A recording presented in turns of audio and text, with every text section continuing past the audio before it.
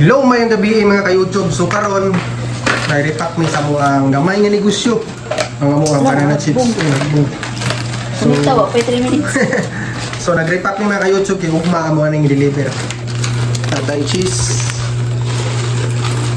flavor banana chips. Napatay spicy. Kumana ako pag-repack ko. Di basta-basta. So mo ni amo ang nasugdan nga gamay nga negosyo mga katorne. So unta suportaan mi ninyo ani o unta mulambo pa niya mo ang gamay nga negosyo. Gamay tulo yan.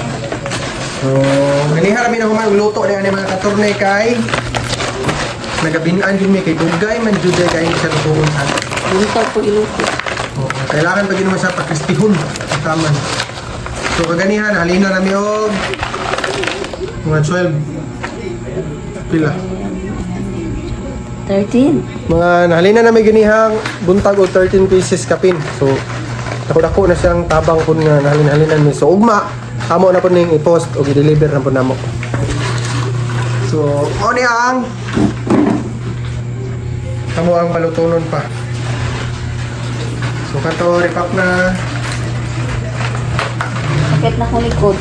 kita na yung likod. Piloton mo niya. Gratis. Piloto po. So samtang nag-repack mi kada pa nila ning tunic talks sa karami ana. Sampulan na tong kaon kung unsa jud sa ka crispy. Tigala. Money. Di ba? Grabe ka crispy, grabe ka kami.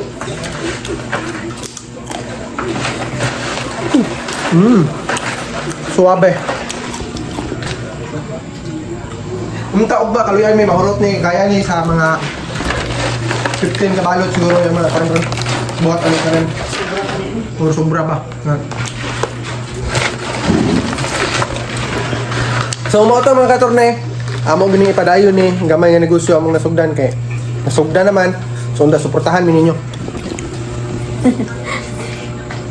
Sugda naman. Sugda naman. So daghang salamat og kato lang og may gabi sa inyong tanan og bye-bye.